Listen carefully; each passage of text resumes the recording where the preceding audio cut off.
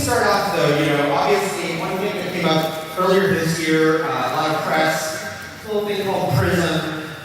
Greg, you guys have been working on this show for a couple of years. When that happened, did you think, our show called that? Or did you also think, how are we going to work this into the script, not work this into the script?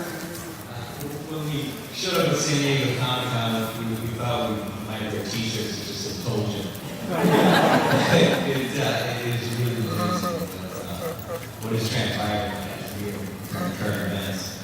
I think the only difference between Prism and the machine that Harold Finch built is that he was actually concerned with your civil liberties. Jim, as one of the first people to sign up to this show, did you think when you heard the concept, okay, well that's a cool, interesting way of concept, or did you think, it sounds like something that's probably happening? Probably happening. But what I'm amazed at is the writer's ability to always stay ahead of her continually.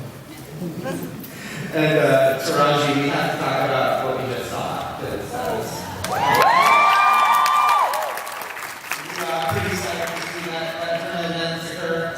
We love you! I'm so excited. She's been working with these guys a little bit, is it getting comfortable for her, or is it all always still strange? It's happening slowly. I think Reese and Finch are teaching her how to be a polite assassin. Shoot kneecaps, don't go for the heart. And she's learning slowly, very slowly. In general, Greg, She does like Bear, yes. everyone loves Bear. Yeah, the scene stealer. Greg, as the show has progressed, it has, we have built a team. We started as this sort of duo. We had a couple other characters interacting with them, but now we're getting much more of a team dynamic. Was that something that you always thought you'd like to go to, or did it just kind of develop as you had these characters and like seeing how they bounced off Reese and Finch? Yeah, Team Machine has been sort of an organic development. We think, we feel like this thing started with Harold Finch and enlisting Reese, and it's just sort of built outward from there. And we like characters that live in the gray. This is a great looking cast, isn't it? It's amazing. Everybody is so talented on our show. It's like, it's like a band where you just want to play all the instruments at various times. And I think each one of them brings something else to the table. And we just love characters that live in the gray. And each one of these guys has a bit of a dark side, as you can see from the clip we just saw of Taraji. It's just fun. It's fun to play in that zone, and all of them are so talented. We feel lucky. Jim, similar to Shaw, there's a lot about Reese that sort of screams loner when we first meet him, but he has now made a lot of connections, obviously close one with Finch, but all these other characters too, he seems to deal with them in different ways. Do you think he's sort of a stealth people person? Like he gives off at first, you don't think he will be, but then he really is very good at making these connections? I always say that probably I have been around the special ops community for a long time, since '96 in fact. And I would say that one thing about these guys is that the mission always succeeds. Even if they get separated from their technology, their computers, everything, that they could grab their own buck knife or someone else's and finish the operation. Reese is always going to take an approach from a lack of trusting technology. And what else? I would say that my approach, as far as the what you were saying, stealth, you have to be able to be prepared to work alone, or else the mission fails. But at the same time, he does There's seem a to team player. There's always a team. There's a group of guys that can be together, work together as a team, work together at some guys are the pinky. Some, if you were going to compare it to a body, some guys the brain. They defer to on every mission. Some guys are the medic, or one guy's the sniper. But they're all prepared to do the technology, the computer system, the buck knife, whatever have you, to complete it. She learned a lot from her angel. For everything she knows.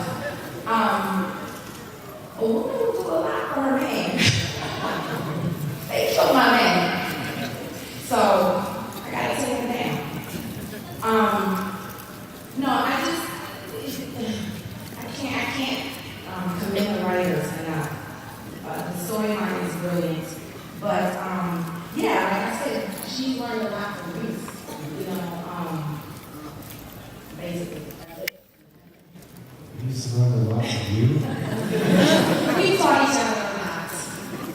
We had obviously a lot of Eddie Carter and Frisco working together the first few years. Right now, we're not as much because of the situation. What's that like for you, Kevin, to explore what he's like on the job, separated from her? Doing his own thing sometimes.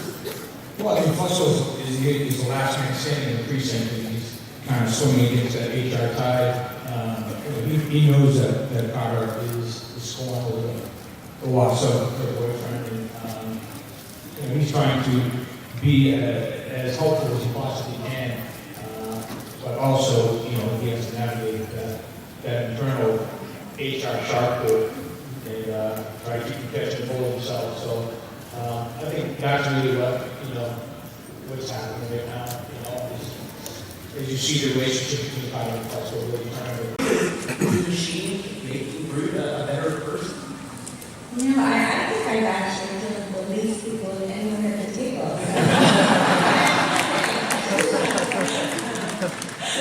But yeah, I think the machine and her, this is kind of what she's dreamed would happen, and now everything is starting to all come together. She's getting all of the stuff that people were calling her crazy, now the machine's reaching out to her and helping her escape. So obviously she was right about something. But I think the machine's helping, yeah. Sorry, answer the question? I think the machine's making her a better person because she wanted to kill her and she didn't. It's baby steps. We're going to start doing audience questions in a minute. I think there are mics somewhere out there in the darkness. You want to start lining up. But, there's a mic. Last 1 minute, and then be a good first comment. Have a burger or steak on the knife. No, it is great, and it's something that, when I was speaking with Greg and Jonah about this character, they first created her, we would see bits and pieces of her, but it would be revealed slowly. And, I think I've been around now for 8 episodes, 9, 10 episodes, where, when the creators started to peek through, and you get to see that even though there is a Terminator on the outside, she's a sarcastic Terminator. I like to point out that Sarah ate like 5 steaks that day, all with Tabasco sauce and 100 degrees. I ate them all. Amazing. I ate them all. I love to eat dressing. It's good news, not vegetarian. 6 on 9 is going to be a new thing. Yeah. All right, let's take our first audience. You will not believe the dark shit this woman writes. This is here with the family. She's one of many fantastic writers on our show. And we have an incredible crew. I see a couple, I think, our directors here, President of Show, Kate Bowe. We have really strong supporting staff, and we couldn't do it without them. They're constantly reminding us of backfill tests and things like that to make sure we're keeping them.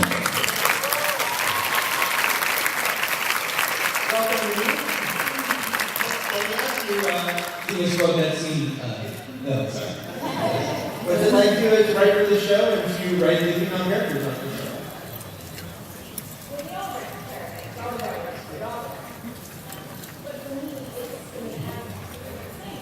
It's very empowering to actually get to write these scenes, and you don't get the chance to really speak as a woman on the illusion and feminine, it's soft and hard all at the same time. And you get to do thank you.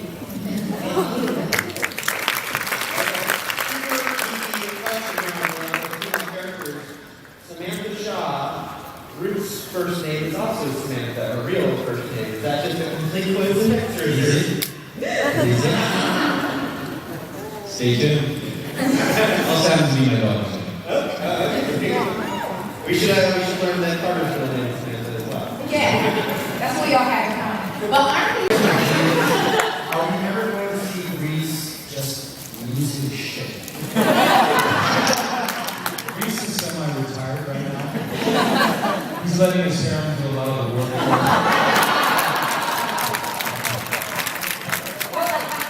Only by choice, Jim. Only by choice. Yes, you will. Reese will lose his shit. For a very good reason. Hi. Jim, my wife wanted me to say hello. I couldn't let her come today because I didn't want her to be in the same room with you. The balance between having stories that wrap up in one episode where you help someone and then the overreaching arc that lasts 1, 2, or 3 seasons. How do you try to strike a good balance? Because I know we generally fall in love with those single episode stories, but then we get intrigued by the arcs, and how do you keep one from taking over from the other? And that's for Greg or any of the cast, how do you feel about it? You really hit on something that I think the landscape of television is changing. And what I mean broadcast television, the content that's coming out on cable right now is just phenomenal. The serialized shows, that demographic is responding so favorably to that type of storytelling. I think we all now have to look at broadcast television. Has been able to do great standalone television for a long time, but I think that the audience is hungry. They're hungry for the larger mythology, the larger serialized arcs, and I think that's what we're endeavoring to do here. We talk about the show The X-Files. It is the greatest love story ever told. How do you know these are the romantic films for Finch? Only romance on this show is between Root and Shaw. Are you asking me if Reese has romantic feelings? Sure. I have no idea where the writers are, going to go one way or another, but I'm sure Reese does have something in there for someone here sometime. Zoe's a special friend. He's got Zoe as a... One thing I did want to say is that the Jonah Nolan isn't here, and this, and I say, obviously I'm making a hell of a comparison here, but he's a young Orson Welles. This man is, I don't know if any of you have seen Memento, but what he does in storylines, and he sees great talent, and he puts it in, and he really a great visionary. And you'll be hearing about him more and more and more in the future. He's really, like I said, I'm making a heavy comparison, but that's how I see this guy, and really has done a phenomenal job in capturing another dimension that we so rarely see on television. But first of all, I think it's the death of any show when you put two strong leads like that together. So I hope it's never anything that happens just because I don't know. I don't know. I don't know. But I don't know. It's interesting. People say that. I don't know where they get They used that to from. say it about me. They would be like, when is Reese and Carter gonna make out? Yeah. I'm like, he's too busy saving and protecting me. And I just want to see you in love. I think that's what it is. They want to see this handsome face right here just smacking on some girl. It doesn't matter who the girl is. It's Zoe one day, Carter the next, Shaw the next, Roots next, and then maybe Finch.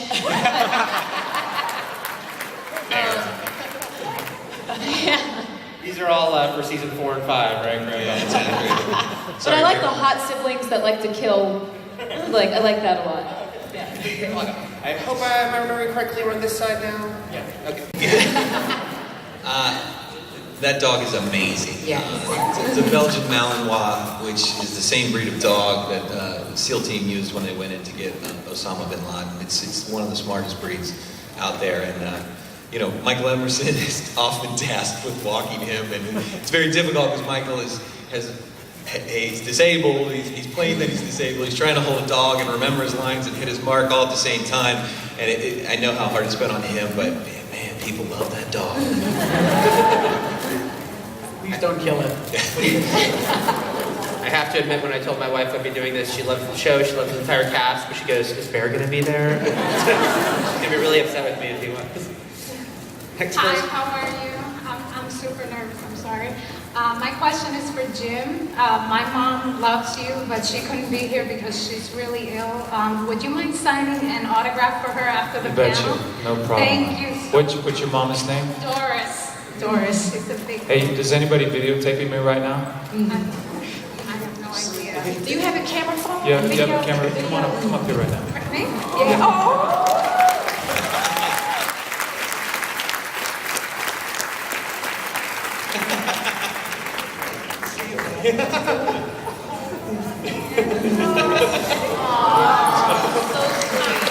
Doris.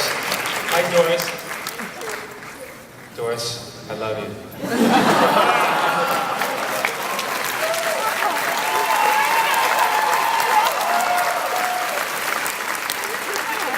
By the way, that's my mother-in-law's picture. You have to get the camera. Yeah. She doesn't know your number. Mom, I Pictures really in here. got I it. can't give it to you. Get the next person on that side. There have always been overtones of orthodoxy in the show from season 1, where Finch was kind of an oracle to the machine god, and Reese was like a clergy, kind of affecting the will of the machine god to protect people.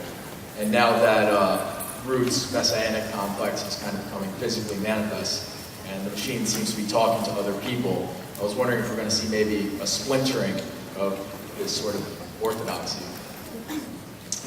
There's always potential for that. You are not doing a light reading of the show.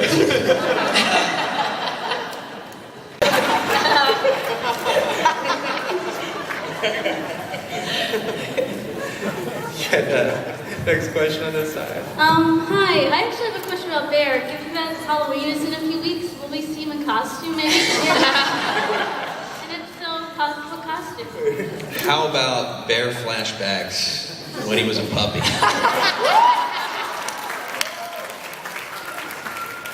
Just putting it out there.